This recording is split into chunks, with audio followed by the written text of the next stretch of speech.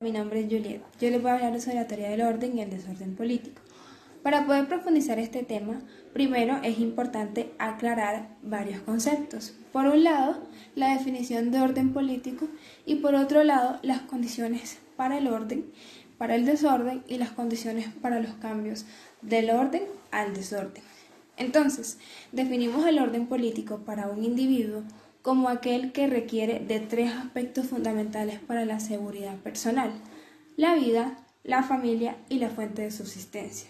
Argumentamos que el orden se sostiene en la sociedad cuando se sostiene la mayoría de individuos o todos los individuos. Así, el desorden significa todo lo contrario, cuando la gran parte de la sociedad teme por su vida, teme por su familia, teme por las fuentes de subsistencia, teme por sus riquezas.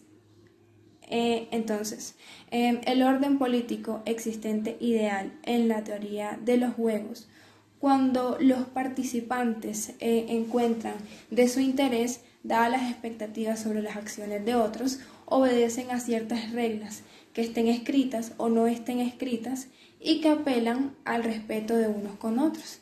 Y así se requiere que en equilibrio todos los miembros de la sociedad tengan un incentivo para poder obedecer y reforzar estas reglas y que cierto número, tenga o esté motivado para sancionar aquellas personas que quieran desviarse de esta normativa.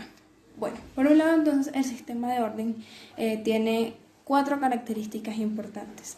La primera, que en una matriz institucional que produce una serie de organizaciones y establece una serie de políticas, de derechos y de privilegios. Una segunda es una estructura estable de relaciones de intercambio, tanto económico como político.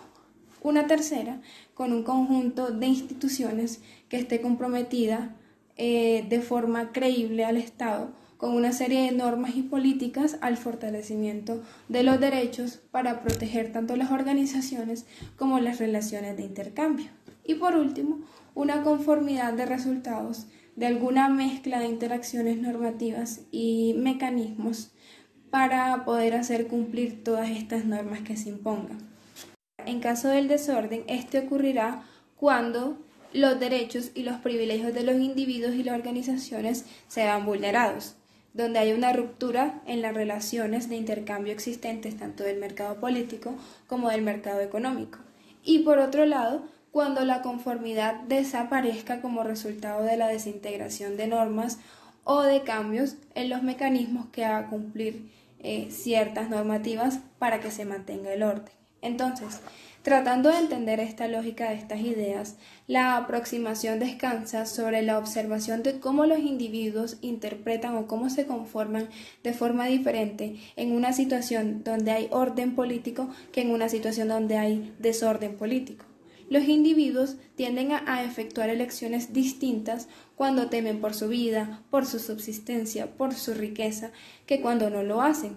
Entonces, la creación del orden es una tarea central para poder establecer los fundamentos del crecimiento a largo plazo, como demuestra la crisis hispanoamericana luego de la independencia, donde se pudo evidenciar que el orden político no es automático, es más como un bien público que debe ser cuidadosamente construido. Bien, existen 2 bases diferentes de orden político, cada una con un tipo distinto de política e instituciones políticas y económicas.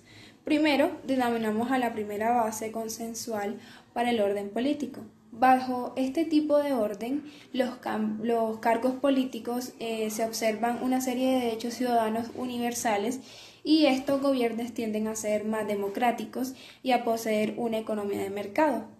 En este primero, los principios de orden político hacen referencia a una relación entre un sistema de creencias compartidas sobre los fines legítimos del gobierno y el alcance de los derechos de los ciudadanos, donde aquí todos los derechos acordados por los ciudadanos sean personales, económicos, religiosos, civiles o políticos, dependiendo el comportamiento de los cargos políticos. Ahora, Por otro lado, denominamos una segunda base, la base autoritaria del orden político, que esta tiene un tipo de orden muy diferente al primero, ya que el cargo político no puede sostener un conjunto de derechos universales y por lo contrario abusan de los derechos de las mayorías, sino de toda la ciudadanía. Estos gobiernos tienden a ser autoritarios y basan su apoyo en una parte limitada de los ciudadanos y que no pueden ser capaces de mantener una economía de mercado. En conclusión, puede que los cambios sean asociados con las revoluciones y estos comienzan como una serie de incentivos de poder persuadir a ciertos individuos o grupos a través de ideales y estos consideren que la revolución es un riesgo menor en comparación con la continuidad de cambios incrementales y que puede que sea amenazador para ciertos grupos la subsistencia de estos. Entonces, los pasos para un cambio o una revolución serían primero una serie de emprendedores políticos que articulen un conjunto de creencias fuerte en conflicto con otro existente de creencias, ya sea una pequeña minoría que venga con un ideal desde hace mucho tiempo. Una segunda sería los oponentes a estos emprendedores que actúan de forma que estas ideas parecen ser ciertas y confirmando así la creencia revolucionaria en los ojos de los actores en los pivotes de las acciones. Y así pues los acontecimientos ocurren fuera del control directo de los que proponen las nuevas ideas, de lo que aporta cierta credibilidad a las mismas. Esto parece mucho a lo que vemos ahora en las elecciones, cómo los candidatos se pelean por ciertos ideales y otros tratan como de dar nuevas ideas, nuevos cambios a ese orden político que se tiene hoy día. Por último, vemos que el resultado de este conjunto variado de creencias entre los decisores políticos que actúan como pivotes, cuando estos aceptan las nuevas y radicales creencias, proporcionan el apoyo político suficiente para la acción radical. Bueno, muchas gracias.